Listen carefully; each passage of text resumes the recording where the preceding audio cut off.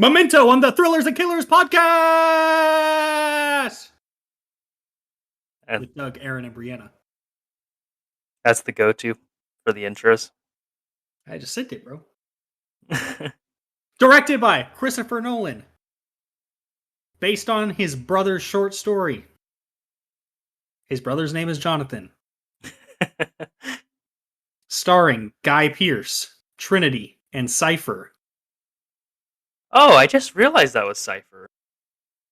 Wow. Budget $9 million, box office $40 million. This is kind of a weird role for Carrie-Anne Moss to be right after The Matrix. Right? I don't know. I feel like she would be way too famous for this because she's barely in it. I mean, I guess she's not barely, but she's not in it a lot. She's one of the main three characters. I mean, there's only like 4 characters total. Exactly. She's one of the main three. It's probably like a Robert Pattinson thing where you're in Twilight and then you just fucking go do indie movies, only not as extreme. Like, this was... I mean, if Christopher Nolan calls you up, I mean, you have to answer. But this was before Christopher Nolan was Christopher Nolan. But she knew. That's the thing. She knew, probably from talking to him, like, oh, this guy... Oh, she was affected. Yeah, this guy's it. I'm going to be in his movies. And I'll be in the early movies before his career takes off, and yeah. Anyways, 8.4 out of 10 on IMDb. All right, let's just get it bopping. Why don't you, since you picked this movie, Doug, why don't you kind of go through the plot? Oh, yeah, no. Good luck. Oh, no. Because okay, let me make sure I got this right. And you can correct me if I'm wrong. This movie is shot in reverse, correct? It starts with the end, and then it jumps back in like 10 or 15-minute intervals, plays out that part of the story, and then jumps back another like 10 or 15 minutes, plays that out, and then just continuously does that the entire time, right?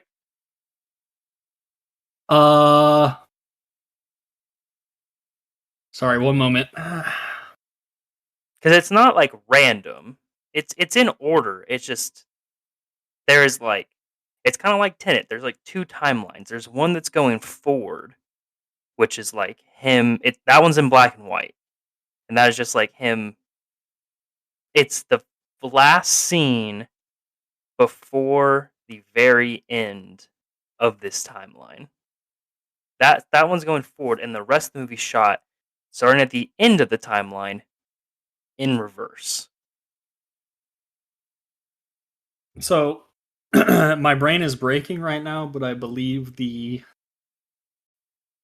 is the opening scene of the movie in color or black and white? Black and Color. white. Color. Yes, color. You're right. Color. So I believe the color scenes start at the end and go backwards, and the black and white scenes start at the beginning and go forwards, and then they meet somewhere. Yes, and where they meet is like right before the climax of the movie happens. So, pretty much what we're trying to get to is this movie does not have a traditional story arc. It's weird because that's what I have in my notes is like it does, but it's set up in a way that's not traditional. It's out of order. But it's weird. It's not out of order. It's just backwards. Which I think that's kind of cool because he could have just taken he could have just taken like a boring like Mr. detective movie and just played it backwards, and it would have been kind of novelty fun. But then he takes another aspect of having this character that has memory loss, and actually, like, if you didn't have this movie going backwards, it's still an interesting movie. But then you throw in the fact that everything's like in reverse, it gets really fucking crazy. Yeah, I guess the way that they I mean, the way that he sets it up, you really empathize with the main character. For I sure. watched a YouTube video where somebody, not all the movie, because like they can't put that on YouTube, obviously, but they kind of clipped together the most important parts, but like with the plot moving forward. So like us not starting at the end, us starting at the beginning. And like one thing I was reading in the comments is like, oh, this guy is a bad guy. Like if you look at it in that angle, I guess. Yeah, because Doug, you wanna do it, or do you want me to do it? The plot. Just let it rip, bro. It starts with him literally killing somebody, like Yeah. gun to the head, blows his brains out, and then everything after that is like, He kind of deserved it.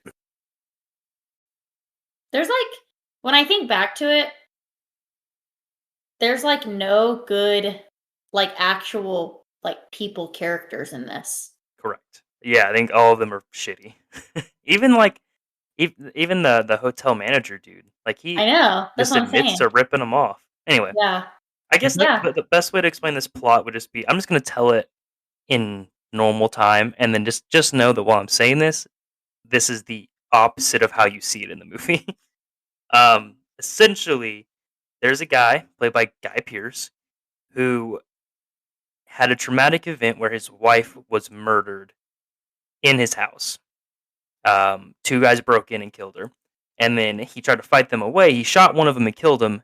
The other one like bashed his head into a mirror, and it caused him to have a memory affliction where he can no longer make new memories. So he can remember who he is. He can remember everything up until the point where he got his head smashed, but he can't make short-term memories anymore. Um, and so to combat this, he has resorted to writing himself notes, taking pictures, and the most important stuff he tattoos on his body. That way he never forgets it. But the important stuff he's tattooing on his body is like, hey, your wife was killed. You got to find the guy who killed her, and then just Yeah, this it just clues. to cut in real fast. Yeah, it's the stuff that's tattooed on his body is all related to John the G. the John G, the break in and Yeah, because over we don't get to see a whole lot of this, but over his investigation, he has established that it's a guy who deals with drugs at some point, and his name is John, and last name starts with a G, and he is on the hunt for him, and he is checked into a hotel. Yeah, he's checked into a hotel, and he meets this guy named Teddy, who essentially talks to him on the phone and convinces him that he has found his John G, the one he's looking for. So he meets with him, and he basically tells him where to go, and he pulls up. What's Guy Pearce's name? Do we know his fucking name in this movie? um Leonard. yeah, Lenny. Lenny.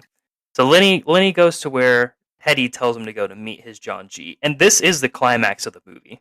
Oh, it technically happens first, so I gotta say it first. um, he meets with this guy who his name is Jimmy, I believe. That's his Jimmy nickname. Grant. And so he kills him, thinking that he is John G. But as he kills him, he whispers like Sammy, the name Sammy, which is the tattoo on Lenny's hand. And Doug, do you want to explain the Sammy timeline? Because this is another timeline involved in this. Basically, um, Leonard used to do Insurance claims. insurance claims investigations before he got fucked up. So, basically, Sammy is a guy who forgot, who's pretty much the same as. Oh my god, I'm spoiling. Lenny, it's okay. You're gonna have to They like. have they have You're similar cases. So like he references like when he's kind of telling the story of Sammy Jenkins, he's kind of like Jenkins. me, Jenkins, sorry. He's kind of Jenkins. like me in that I'm paraphrasing, but he has this same memory. Like he also has short-term memory problems. I also just want to put out there, if you're listening to this podcast and you haven't watched Memento, go watch it first because you're gonna have zero fucking clue And even what after you any watch of it the this first means. time, you're probably gonna have zero clue. So Like, I would just say, let's not worry about spoilers. If you haven't watched it, go watch it. We're gonna spoil everything. You're probably not even gonna understand it while we spoil it. So anyway, continue with Sam. So Sammy has this same affliction as Mhm. Lenny does, and since that guy said Sammy, he realizes something clicks in his head that that's not the guy he's looking for. So Teddy rolls up and is like, "Oh yeah, I'm actually an undercover cop, and the guy you killed is not your John G. You actually already killed him. You already did this like a year or so ago, and I've just been using you to hunt down other guys that have similar names so that you can kill them, and I can basically just write it off as a win for the police." And so that kicks off Lenny into basically now he realizes that Teddy's name is actually a John G. And he basically makes Teddy into his John G. And he begins hunting Teddy down.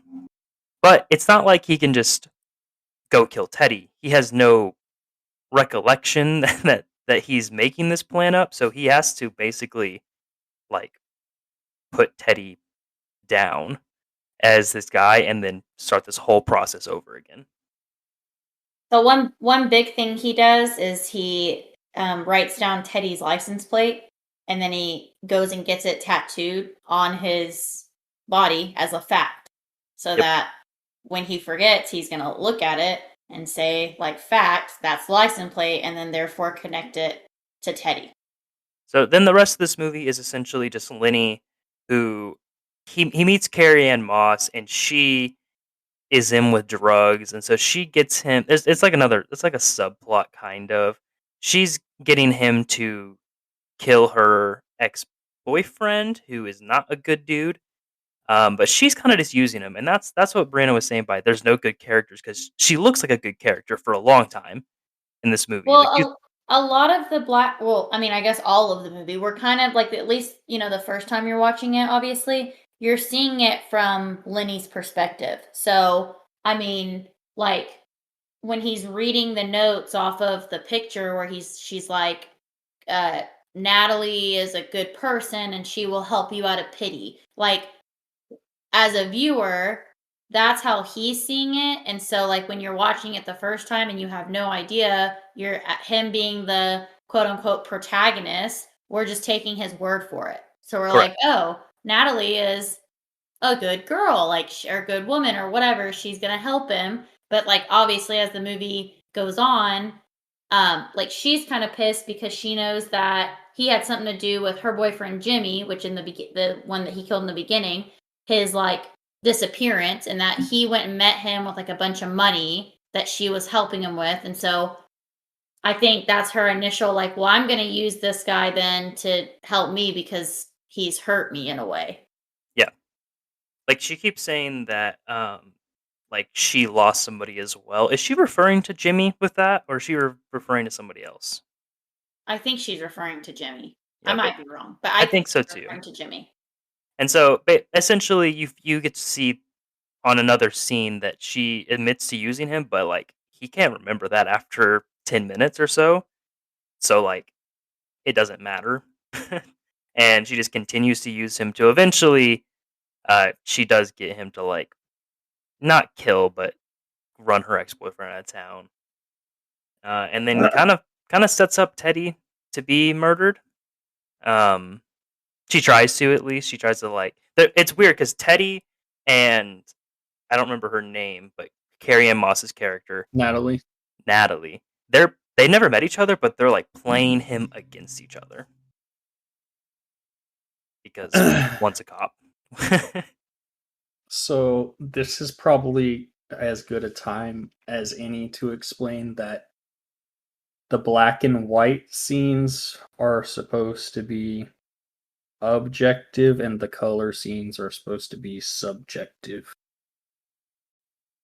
And then as the movie goes on, they kind of merge with the black and white scenes getting less objective and more subjective, and then the color scenes getting less subjective and more objective. So sorry if I just broke everybody's brain, but that's how Christopher Nolan said it. So Fantastic. Thanks, Christopher. I think the important thing you need to know is that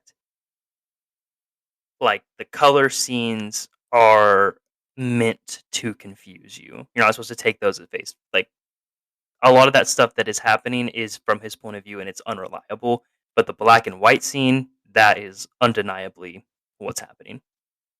the color scenes, you're supposed to only know how much He knows. Leonard knows. Great. And they accomplish that by making them go fucking backwards. Which man, I think it's such a good. But the black and white, like I guess some of the facts that he's saying, or I don't know how to word this. Like it's not all true because I mean I don't know if you want me to skip ahead or not, but like most of the stuff that happens is true, but the person he's saying is not true. What are you trying to say? Like he is Sammy. So like remember it's revealed that Yes. like his wife survived the attack and she had diabetes and he's the one that kept like giving her the insulin. So like the people like the names that he's using are false, but like the events that happened I guess are real. Yeah, so essentially Or happened. what I guess we'll just explain it. What Brianna's saying is in the Sammy Jenkins story that he has been Jenkins, right? Jenkins. Jankis. It's not Jenkins? No. Wow, there's no N. I thought there was I wrote down there's an N. Oh.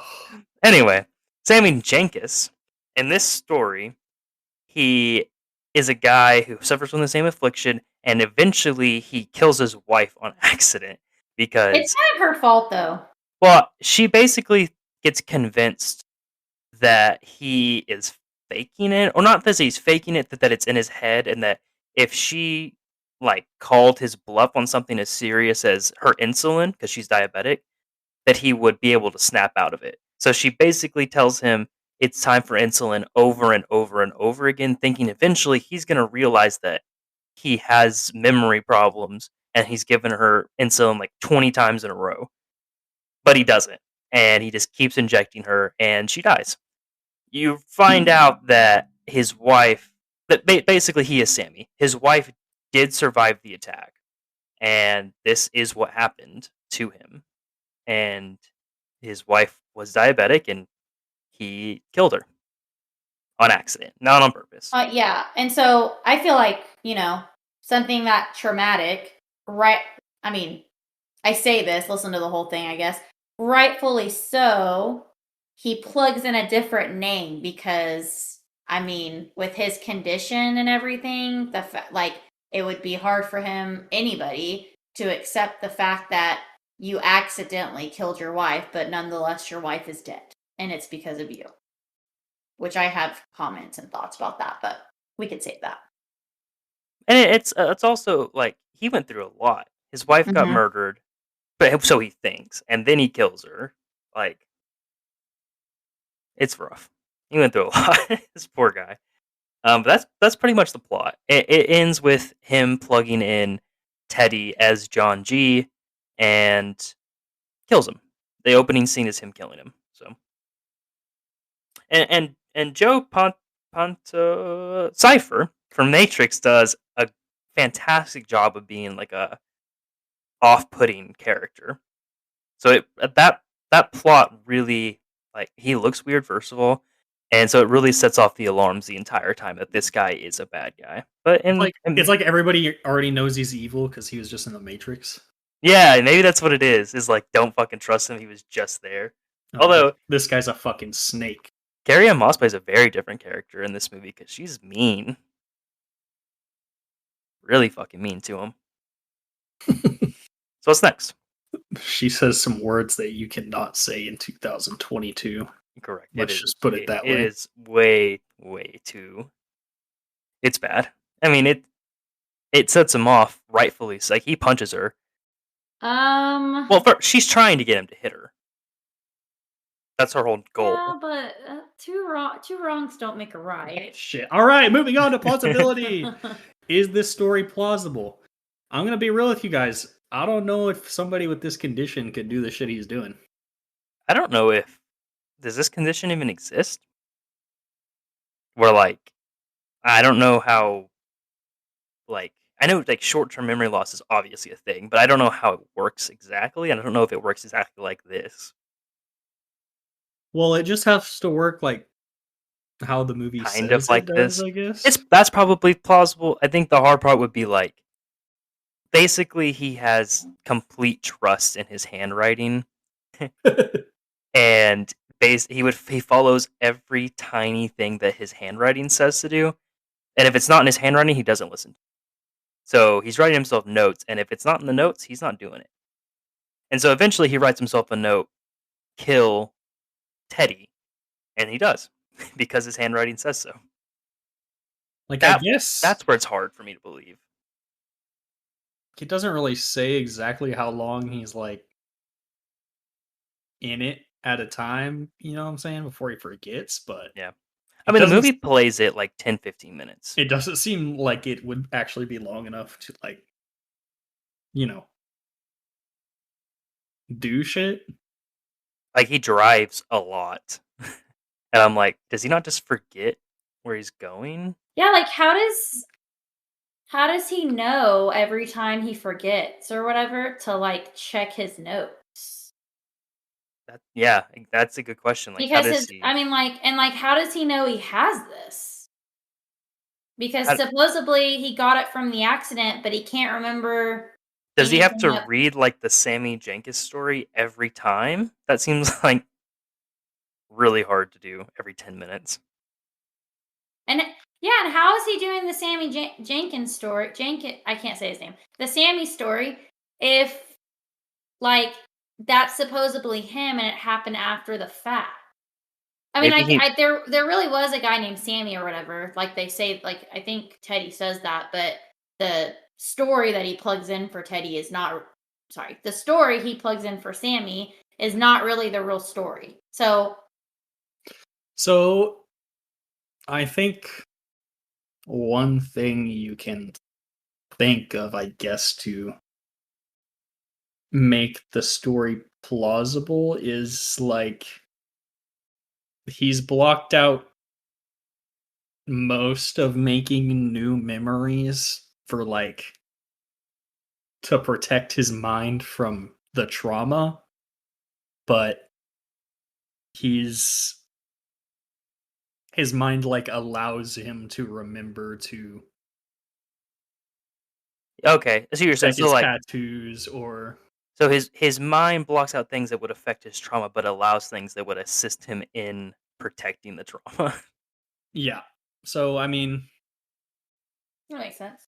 I mean, we're already in a movie so fucking complicated. Nobody I'll knows let what it happen. the fuck is going on. So You know, like it's nothing that it was nothing Well, too crazy where I was like, okay, dude. But it was oh enough. yeah, I was watching it and I was like, this is fucking like insane. yeah. It's Christopher Nolan though. I'll agree with Doug's statement. Trauma has a weird way of affecting people, so I'm fine to chalk it down to your Yeah. brain and what happened, like what it does when you experience trauma. yeah, maybe I'm just like a fucking dummy, but I could be sitting there for like 10 hours straight, like looking at all that shit, and I'd be like, so who killed my wife again? You know what I'm saying? Well, So if you notice, he keeps like the notes short. He doesn't try to write long sentences or like he simplifies them the best he can. Like he's not like Teddy is John G. It's just like don't trust him. Kill him. Also, if I took off my shirt and it was like John G raped and murdered your wife, I'd probably just start crying. He is very collected about everything for somebody who realizes his wife was murdered and raped every 10 minutes, you know. So I guess I mean, he has brain damage, but I mean, he has some hard times where he like burns her things to try and like click his memory back on and stuff like that. But I mean, yeah, I'll let it happen as he just has some messed up brain trauma, and I mean, it happens in weird ways. So All right. Does the movie have a good premise? yeah, that's kind of what I was trying to say in the beginning. Is like it could have just been a standard mystery whodunit, and then like fucking play it in a weird way and make it kind of fun. But I think adding in this memory element is something that is. I mean, it's a like that. That's a Christopher Nolan movie for Christopher Nolan, you know what I'm saying? Like, that's what he's known for, and that's what he does, and this movie follows that guideline perfectly. Yeah. So we're big time Christopher Nolan I would fanboys probably yeah, I here would at say Christopher Nolan's my Thrillers favorite and director. Killers. I don't know if you would, but I'd put him up there. Yes. Yes. Yeah, I was listening to his interview that he gave breaking down this movie, and he said that him and his brother were driving cross country, and this is his brother's short story. So his brother was like explaining it to him. I would have given large sums of money to just be sitting there listening to this shit. Me That'd be too. crazy. That's why, like, we were so pumped for Tenet, and I think this movie actually is a bit Tenet-like.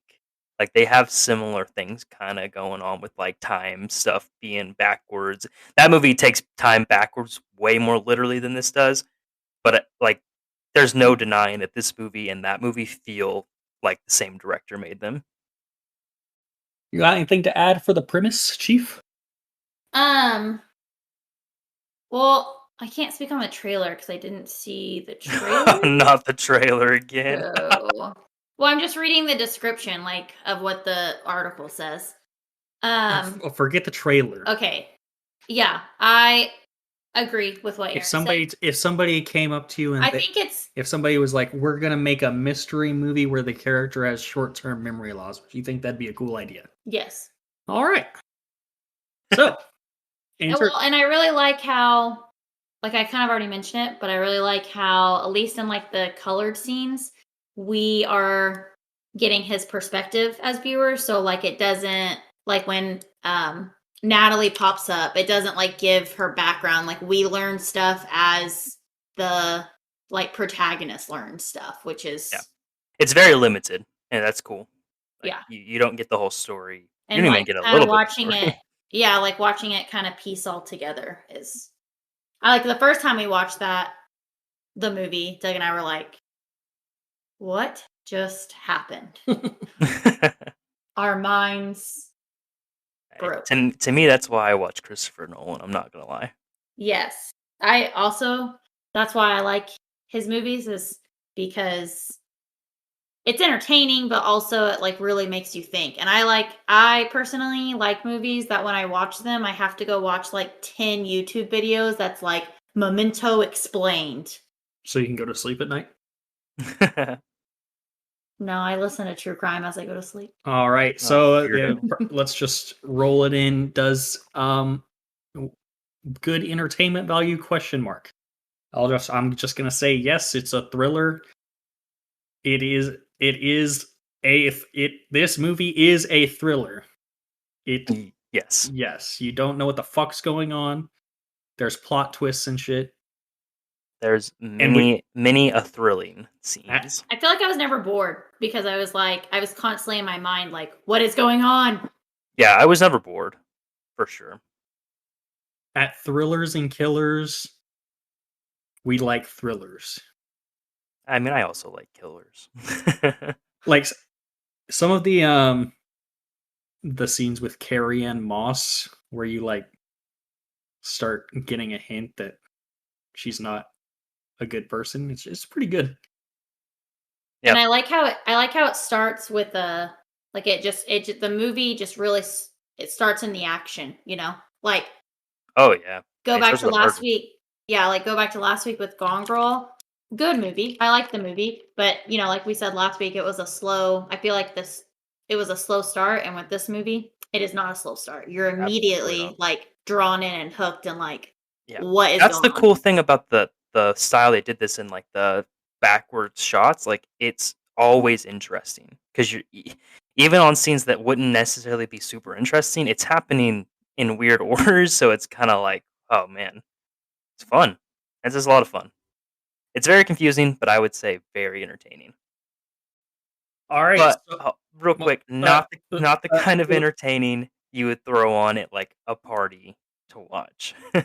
I think this Like would at blow everybody's brains up. Christmas, you mean? Yeah, this is the kind of movie like if you're bored, you can throw on and you be entertained for 2 hours. Um, but just know you're gonna be thinking about Memento for the rest of the day. Continue. all right. So moving on to identity. What are the themes and sub themes of this motherfucker?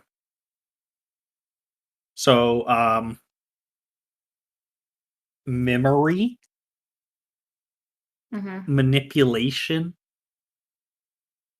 I think not only like the manipulation, I think it means not only like the characters, but also like your mind.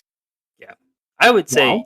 that would be like the main one is like it's really hard to trust anybody, including even like yourself, especially after you go through like a traumatic event. Hey, dude, if I couldn't remember shit every time, like every 10 minutes, I'd be checked out, bro. You know what I'm saying? Yeah, but that's why he has to give himself this like this hunt to like focus his mind, you know? He's got to have purpose. Yeah. I think that actually probably is a theme too, is like purpose. I don't need a fucking purpose. Just, I'm down to vibe, you know? Yeah. But, And but, but what? I was just gonna summarize. I definitely think identity and purpose and betrayal and stuff is what they're shooting for. So were the themes intriguing, fellas? In a normal everyday mystery movie, they're kind of bland. Like they would just be normal things. But I do think the memory really adds some spice to it, you know? Like this isn't just like a movie about somebody's wife getting murdered and him trying to track the killer down.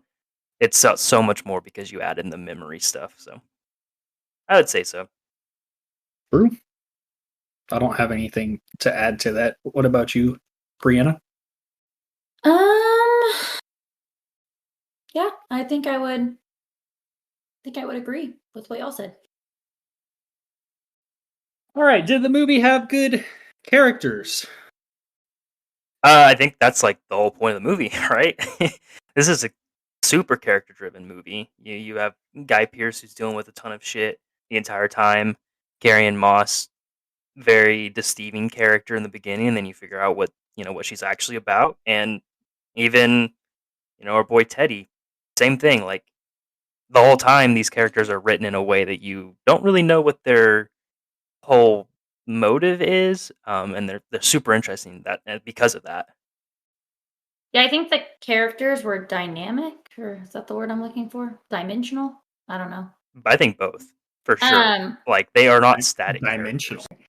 um, yeah, and I don't know, like I pointed out earlier, that in the end you find out none of them were actually quote unquote protagonists because they all did some messed All up right, stuff. let's just go ahead and get into it. What did Leonard do wrong? What did he do wrong? Let it rip. What did Ki- Leonard do wrong? Killing people. I'm sorry. Yeah, I mean, like, I get He, you have a memory problem, like, and I mean that, like, I understand that, but you can't use it to kill people. Like, well, I mean, you Okay, can, but but it's not good. he got tricked into killing that guy. yeah, but like he also purposely tricks his own mind into making Teddy into his next victim. Yes, And we but don't know. wait. Teddy also deserved to die because he tricked him into killing innocent He people. might deserve to die, but that doesn't mean Lenny gets to become Batman and decide who gets justice. I mean, that scene in the car where he's like, that scene in the car, I don't remember exact wordings, but he's like, it's like, I'll show you, and then writes down the license plate. Like, Are you motherfuckers serious? This guy tricked Lenny into killing like 3 innocent people. he's got a condition where if he doesn't do anything, he's gonna get tricked into killing more innocent people. So he has to kill Teddy. It's factual. I mean, I feel like it leaves off on like who's going to be the next John G. Even after he's killed Teddy. I So just want to put it out seems there. like he's going to keep doing it. I want to put it out there that Lenny is on the villains wiki. So, Oh my god. like, look, Not this bullshit again. you can have your own belief on if you think that Lenny should have killed Teddy, and you know, I'm of the belief you shouldn't. But if he did, I'd be like, hey man, you know, I get it. Teddy did bad shit to you. Hey, fellas, if you two think Lenny did nothing wrong, leave a fucking comment on our YouTube. Send us a message. All right, moving on to performance. Just a quick question: you think Lenny did nothing wrong at all? Now, let me think back. I mean, I don't care if he like sped. I'm saying you don't think his murders were bad, or punching Carrie Ann Moss. I was gonna say that. Well, that's a trap question. Okay, justified or not, you don't think murdering them was bad, is what you're saying. Because you can be bad and also be justified. Like, you can do bad shit that is justified, and that shit's still bad stuff. But like, you're still. All right, yeah. so let's just make this example as fucking extreme as possible, so we can get to the meat and potatoes. All right, Chief. Okay. If I kill Hitler, was that bad? Did I do something bad? Yes, you killed somebody. All right. Hey, that's the end of the pod, fellas. You won't be hearing from me again. But I think everybody would agree that it is a justified thing. You can still do something that is bad that is justified. It's not black and white. It's not if it's justified, it's a good thing. If it's not, it's a bad thing. Let's make it not extreme. If you have a starving child at home, stealing food is still bad, but it's justified. From So, what like, Teddy says, yes. Do you think Teddy was justified in using Lenny to kill bad people? No. What's the difference? okay. What are you talking about? I still believe that Lenny was wrong for killing 100%. Teddy. 100%. Okay. I think that too. I agree with Doug, though, that what Teddy did to Lenny is, I guess, worse than what Lenny did to Teddy. I definitely but I think still think what Lenny did to Teddy was wrong. That might have came out incorrectly. I definitely think that Lenny is justified in killing Teddy. 100%. I don't think that means it's not a bad thing. You know, I don't think he's a good guy. So, okay. So, Lenny has two choices. He can either kill Teddy, or he can not kill Teddy, and then Teddy's going to trick him into killing more people for him. So, let's see. If you think about that, he did a good guy decision. Hold on. Yes. But couldn't... Okay, my mind is breaking from what all of y'all are saying. Couldn't we use the self-defense on this, though? Like, based on what Doug just said? Because, like, with Lenny's condition, I don't think he can just be like, he set me up, or he made me do this, because, like, his credibility sometimes is already shot because of his memory. So... I also want to point out that he doesn't have to kill Teddy. Like, he writes down kill Teddy. He could very easily just write down don't kill anybody Teddy says to kill on his thing. He 100% believes himself multiple times throughout this movie. So just write down do not kill anybody Teddy says, and he won't do it. He'd have to get that tattooed, because what if Teddy breaks in and steals that? I mean, He yeah, writes that on? get it tattooed. He tattoos himself multiple times in this fucking movie on things that are completely falsified, like the license plate. Just just write down, don't kill anybody Teddy says, problem solved. You see what I'm saying here? I mean, you could do that if you were a little bitch, but But that makes you a bad guy. Like, that's not the good guy decision. does it make you a good guy? The good, quote unquote, good guy decision would be to write down, don't kill any. He does it because out of revenge, which I get it. He's mad at the guy who made him kill a bunch of people. I would be pissed too. I get it. But that is not the good guy decision. He wasn't doing it because he's like, I have to kill Teddy or he's going to make me kill more people. He did it because he wanted to kill Teddy. I'd want to kill Teddy too. Well, I agree. You're justified, but you're not a good guy. You're a bad guy. You're a bad guy for killing somebody. You're justified. You're bad. So, bro. I don't think so, bro. I'm sorry. He's justified for what he did. Maybe according to you.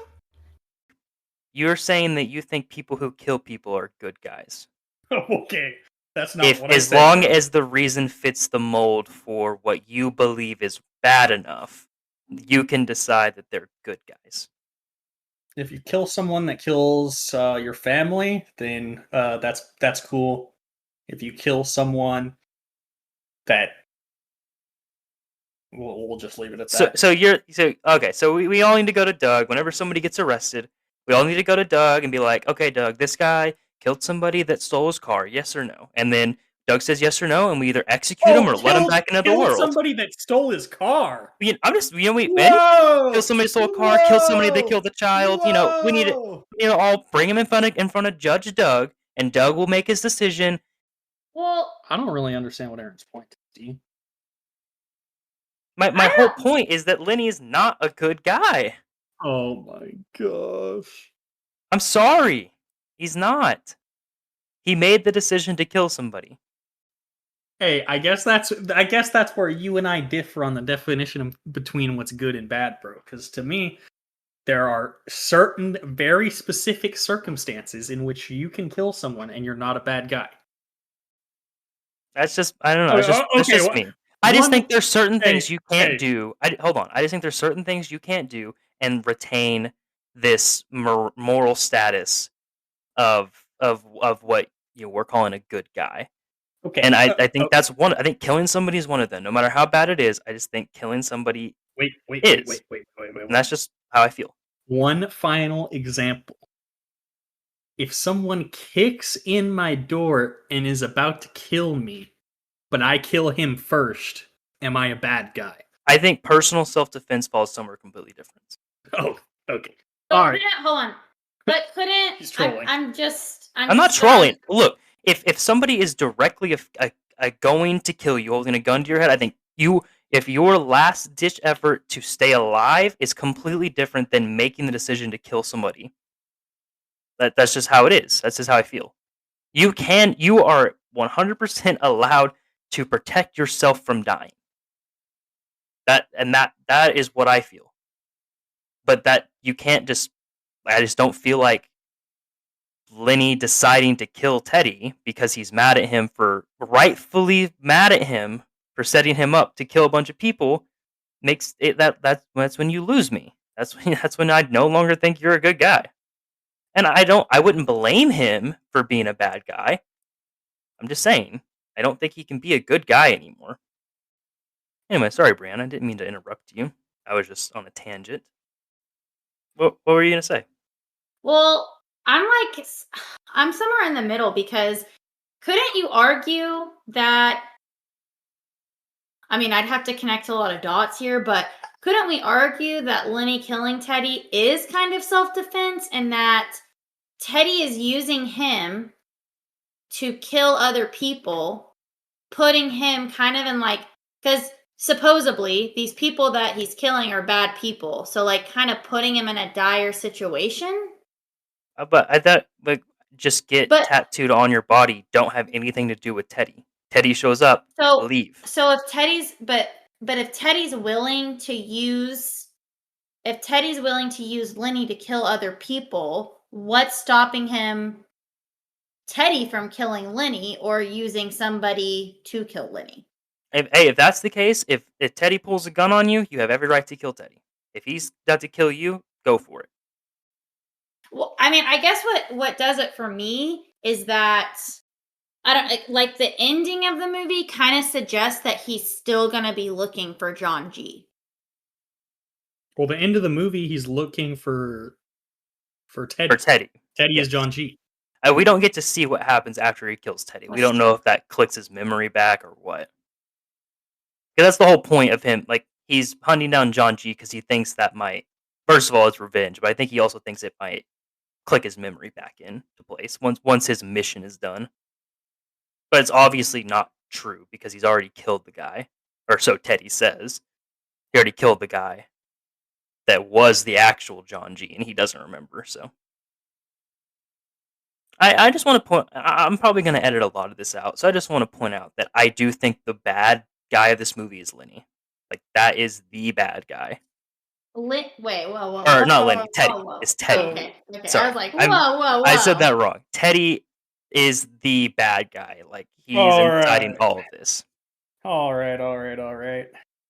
So we're gonna move on to performance. Did Guy Pearce do a good job of portraying Lenny as a good guy? He definitely did a good job of portraying him as helpless sometimes, but also then scary and dangerous other times. I think one of my favorite scenes with him is where like he's getting chased by the guy that's shooting at him, and he's like he kind of forgets mid chase, and he's like, "Oh, I'm chasing this guy," and then like the gunshot flies at him. He's like, "Oh no, he's chasing me." Kind of made me laugh out loud. Yeah, I think the acting performances are pretty good. Guy Pearce, I think, is very good in this movie. And that's why I think he kind of has a bit of a range of emotions going on here. He doesn't show a whole lot of it, but sometimes he's very sad about his wife being dead, and then other times, he's confused. Sometimes he's, trying to kill somebody. I think he does a good job of portraying this guy that is probably not the easiest to play. Yeah, I think everybody in the movie was pretty good. I do think what's this guy's last name? Joe Pantanello? Pantanello? I do think he does an excellent job both in this character type of him in this and the Matrix of like weird suspect, like something just seems weird the whole time. Does a really good job of that. All right, dialogue, storytelling. The storytelling is definitely interesting. I feel like I don't know if I want to say one of a kind, but it was definitely different. It's very complicated because you have to you're trying to piece together the story because it's not going in a normal linear fashion. Yeah. And a lot of the story gets told directly to us from Lenny as he's recounting, his like Sammy story and everything like that. So like as storytelling wise for dialogue, I think it does a really good job of driving it the entire time. Because it's so confusing, I think it is helpful to have dialogue that is so informative. But it also doesn't sound like weird scripted. You know what I'm saying? It doesn't sound like a bunch of exposition dump. So I think good job, you know, dumping the exposition but without making it sound too cardboard. Yeah, and was the context of the dialogue correct? Did it make sense within the film's universe? I think we can just drop a simple yes on this one and just move on. Yeah, it's just normal 2000 speak.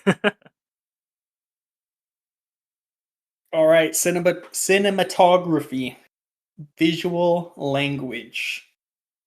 This is some Christopher Nolan shit. You just know it's going to be a banger.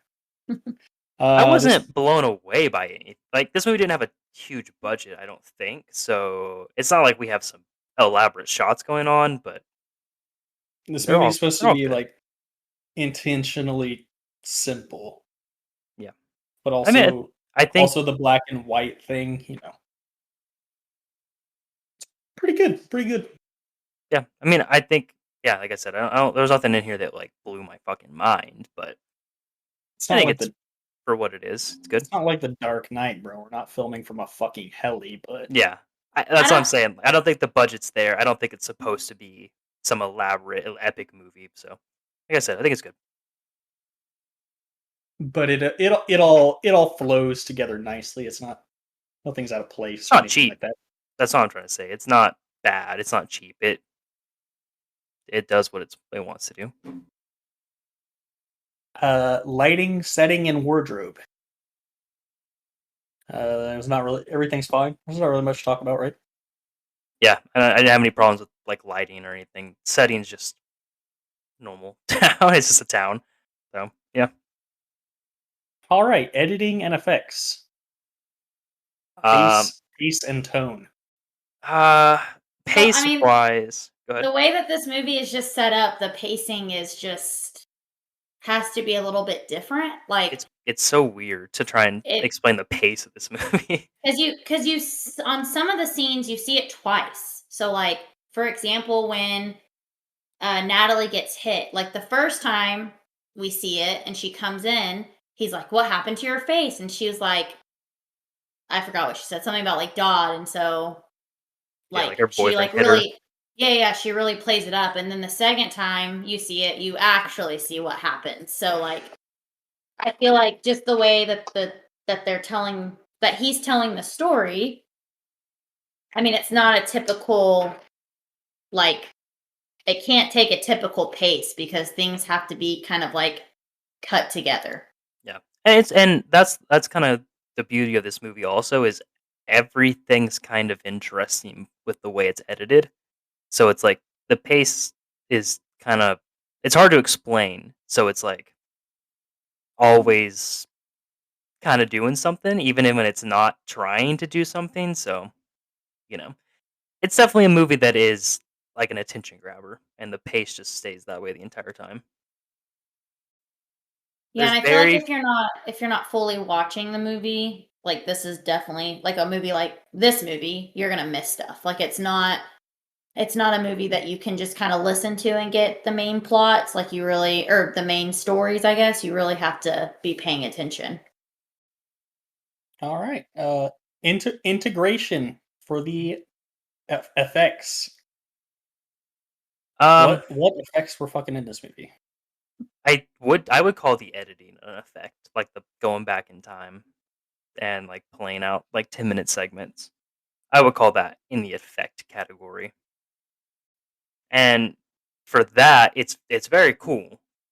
I did get I'm not gonna lie, and towards the middle of the movie I was kinda getting annoyed by it like playing backwards and like I would like some of it just seemed I get the whole point and you have to do it this way the entire time.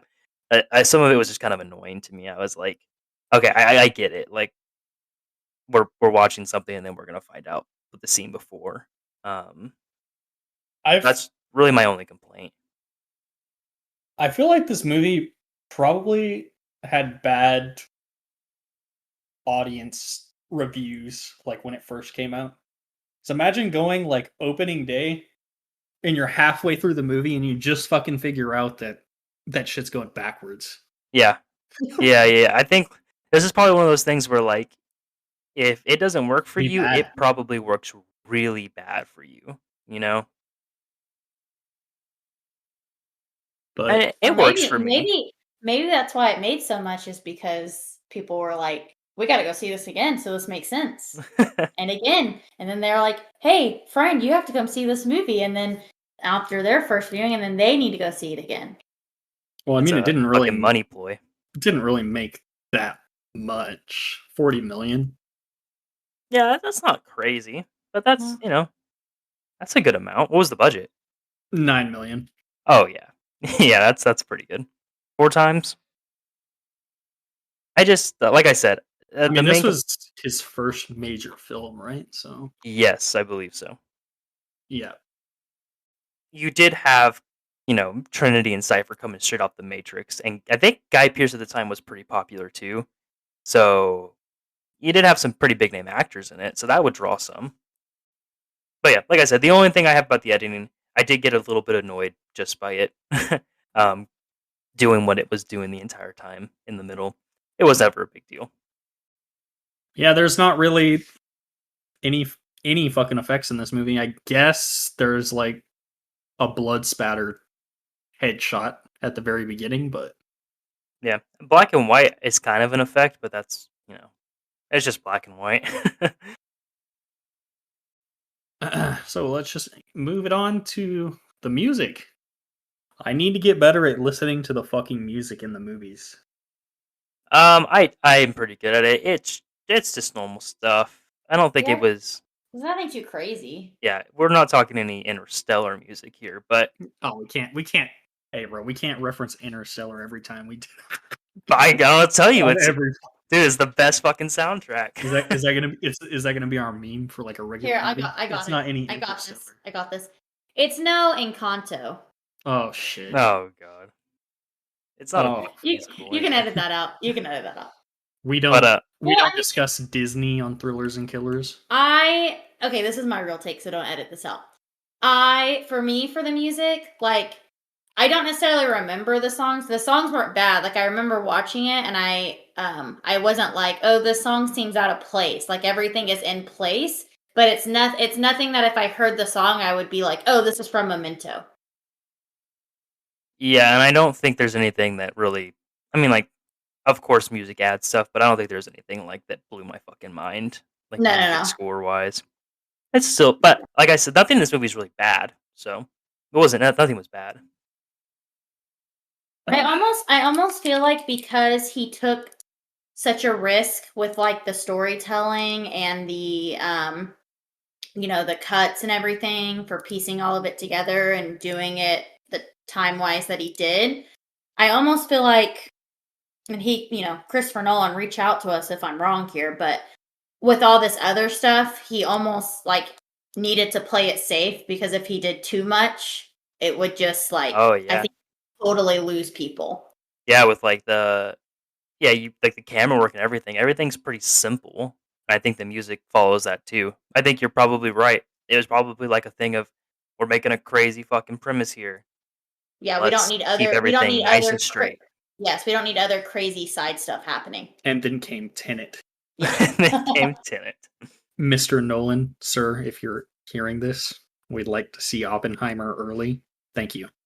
Well, okay, with Tenet, I do think with Tenet he was doing it on purpose because I think he was like, "All right, fuck it. I played this kind of time shit before. I've done this before. Let's just go everything wild and let's make this movie fucking crazy." Which is kind of why I love it. Not gonna lie.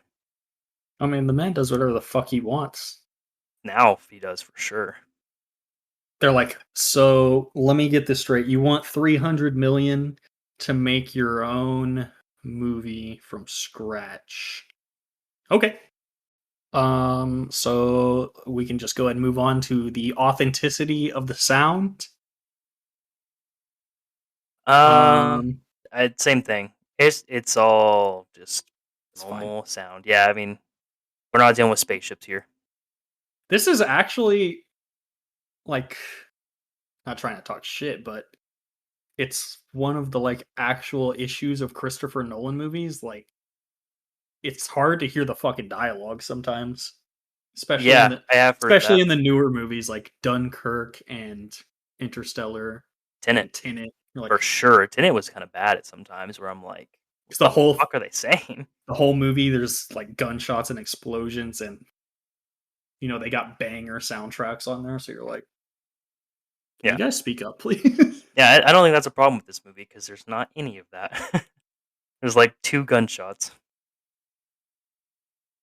All right, directing. Did he hit the vision? Dude, it's a Christopher Nolan. He always does.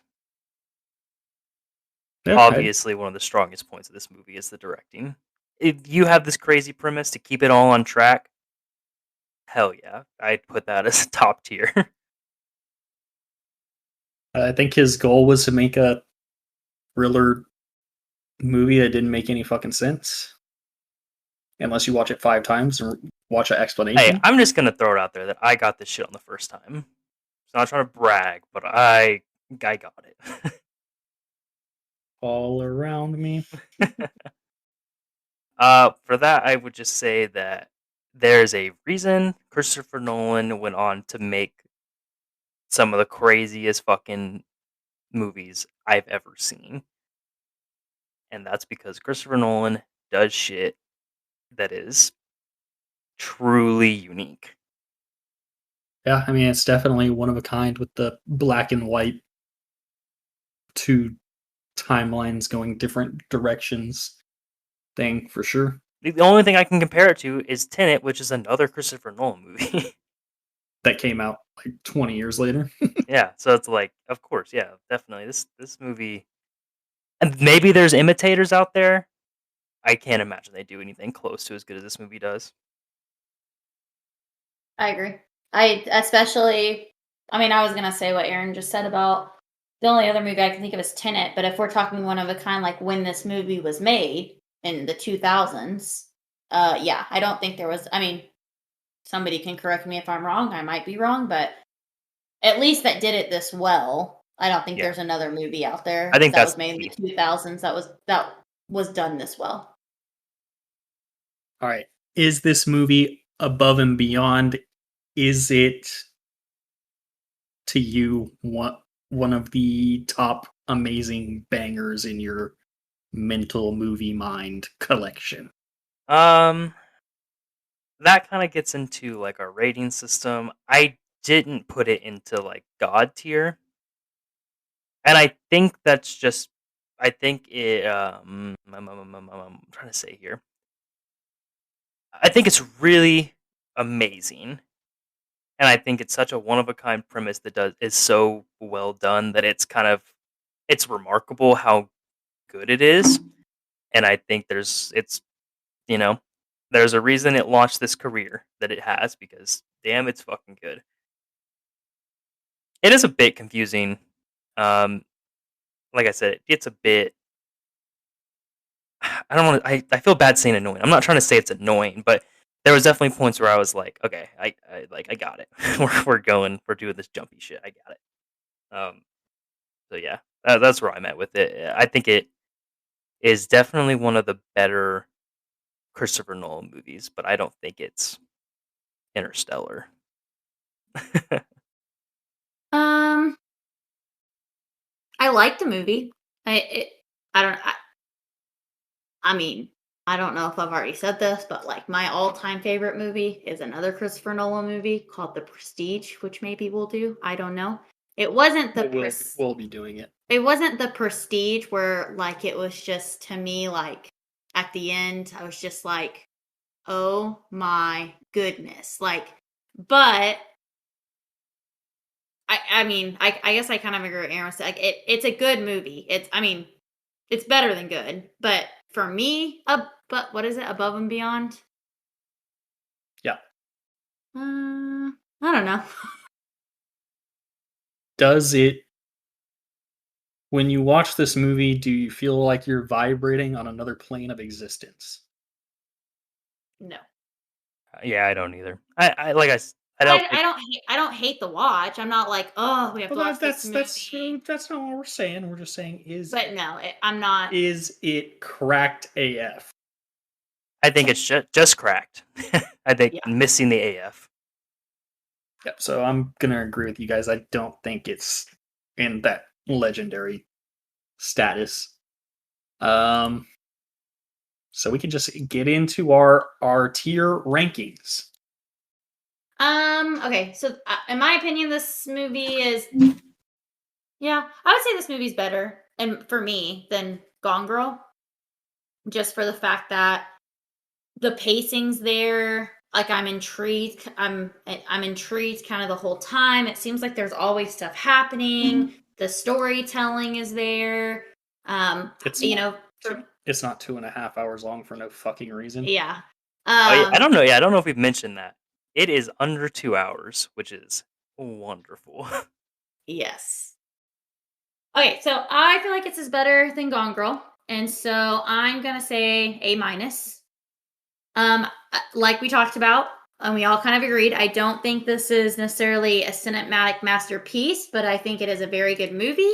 For me, it kind of hits all the right points. The storytelling is there. I'm intrigued kind of the whole time. It makes me, well, for me, the first time watching it made me want to watch it again or go watch those videos that are like explained. And I too, the first time we watched this, watched the video that Doug was talking about where Christopher Nolan is explaining the story and stuff. So yeah, I'm gonna say for me this is a A minus, in my opinion, a very good movie that I would recommend to others. So I'm not even going to say anything. Pretty much everything Brianna said, I'm just going to copy. And I'm also giving it an A minus. Yeah, same. I think the ending is actually pretty sad, which was kind of nice. Not- and it feels kind of purposely confusing, which I also am kind of into. You know, we're doing some fun, interesting stuff in it. And then just yeah, pretty much copy paste Brianna's points as well. All the good things you look for are there in a movie, and I definitely recommend it to people who are into mind benders and stuff like that. I don't know if it's for everybody, but if it's like, yeah, if you like other Christopher Nolan stuff, you're gonna like this too. So I also put it somewhere in the A tier, probably A minus. I do think I actually like it more than. Oh man, my other stuff is like I don't think I like it more than American Psycho necessarily because I just think that's like one of my favorites. I kind of think I like this more than The Matrix though, which I know might be a little blasphemous because The Doug, Matrix is. Doug has taken off his headphones I and know he is it's. walking out of the room. I know it is. Matrix is like god tier for some people. I just like Christopher Nolan so much, dude. This movie is up there, and it doesn't carry the same message. I don't want to say that. The Matrix definitely does have some good stuff, but as pure entertainment value, just liking it, I think I'd put this movie on over The Matrix. Sorry. Tell him to Okay, come back well, so I I can do mean the that's a outro. that's I guess fair opinion. I guess yeah. I mean, I think y'all already know my god tier movie, so Yeah. All right, fellas, follow us on uh, Tumblr and MySpace. Allegedly, Jacob's picking a movie next week and will be here. He told me what he wants to do. Do you want me to shout it out now or should we wait for Jacob? Shout it out, bro. He wants to watch They Live. Let's go! So we just kind of swapped weeks because he said he was going to pick Memento before you picked it this week. What? His pick was going to be Memento. Liar! He said that once you started saying it last week or whatever, that he wanted to watch it. So he was going to pick it so he could watch it. And then you picked it. And so now he's picking They Live because he wants to watch that So now. I'm pretty much getting a 2-for-1 special. Basically, yeah. Don't worry, I'll bring us back down to shitty movies whenever I come around. I'm gonna be real with you. I think They Live my object. You know what? Hey, tune in next week. Bye everybody. thanks for listening. Bye.